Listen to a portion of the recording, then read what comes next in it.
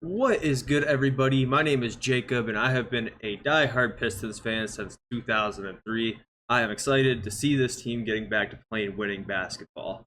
So, in this video today, we are going to speak on Troy Weaver finding a new home with the Washington Wizards in a front office senior advisory role. This video is kind of a goodbye to Troy Weaver as a Pistons fan, and also maybe an introduction to Troy Weaver if you are a Wizards fan.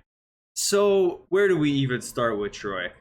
I personally am obviously a Pistons fan, so just like every other Pistons fan that's still around, I am not exactly super high on Troy Weaver, but compared to most other fans, maybe I'm a little more sympathetic and empathetic towards Troy than the other fans are for parts of it for a couple different reasons. Number one, for Wizards fans, who are you getting in Troy? You're getting a guy who is probably best suited as a scout rather than a GM. You're getting a guy who actually does have a pretty solid draft track record. During his time with the Pistons, his draft picks in the first round went Killian Hayes, who obviously did not work out. Sadiq Bey and Isaiah Stewart at the back half of the 2020 first round draft, who honestly were totally fine picks at 16 and 19. You're kind of hit or miss as far as whether you're getting an NBA caliber player at those positions. And both Sadiq and Stu will have long NBA careers and have already hit their second contracts. In 2021, he of course drafted Cade along with Isaiah Livers and Luke Garza. Cade, that's an easy one. We'll give that to him. In 2022, he drafted Jaden Ivey and Jalen Duren, both very good picks. And last year, he did take Asar Thompson and Marcus Sasser. So realistically, not a bad track record. He did pretty well as far as that goes in OKC. Honestly, that's an understatement. During his time in OKC, when he was over there, they drafted some of the best players of this generation. But nevertheless, if this senior advisor role is in the scouting department, I think he will do very well.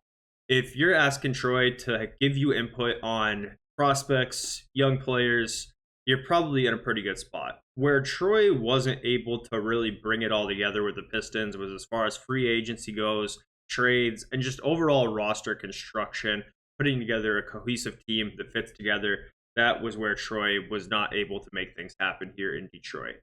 If you really do read between the lines and listen to some of the things that were said in the last press conference between Tom Gores and the new president of basketball operations, Trajan Langdon, there is no doubt that Troy definitely had his hands tied in some things with Detroit. A lot of people have speculation that Arm Kellum or maybe Tom Gores himself had a lot to say over what Troy was doing.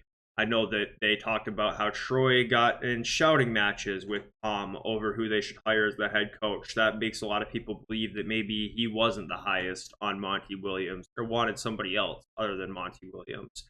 People talk about Troy having the ability to do everything when he was here, but yet when we do hire in our new president of basketball operations, Tom makes it very clear that this new president will have full autonomy, which kind of alludes to the fact that maybe Troy didn't have full autonomy over this team, and maybe there was certain things that he wasn't able to do or make happen when he wanted them to.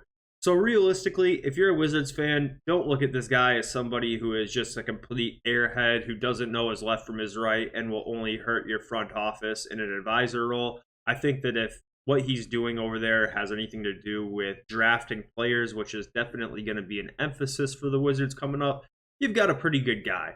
If you're asking Troy to go to, say college games, things like that, take notes on young players, review big boards, review drafting procedures, he's going to be good. I truthfully still think no matter what you say about Troy, no, trust me, I wanted to move on as much as everyone, but as far as that goes, evaluating prospects, Troy's pretty good. He's not the best ever to do it, but he is pretty good when it comes to actually getting in the weeds of a draft and finding guys.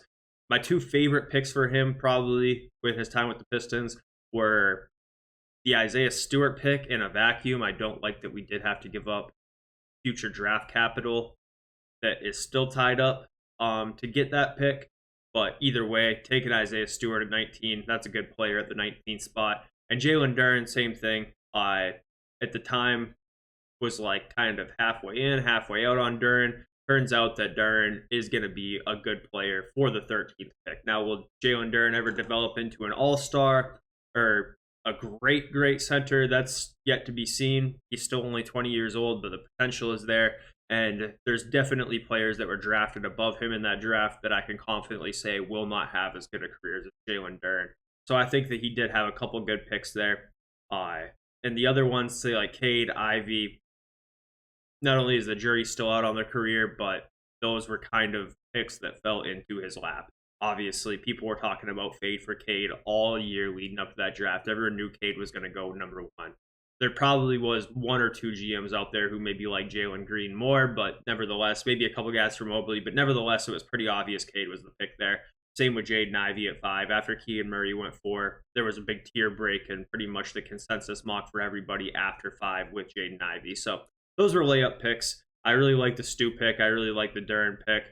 And the really only bad one was the Killian Hayes pick. You could also write that off to being the weird COVID year draft. If you look back at the 2020 draft, most of the best players were taken outside of the lottery. So it was just a very weird draft and a weird year. So either way, I think Troy is probably going to do well in Washington. They're obviously in a rebuilding position. If what he's doing in this advisory role is centered around drafting, centered around prospect evaluation, you got a pretty solid guy for that role.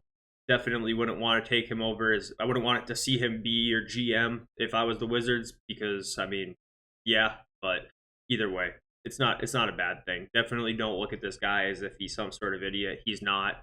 Things went wrong here, but I think there is potential for him to kind of be able to rebuild his name and status back up in Washington. Appreciate it, y'all.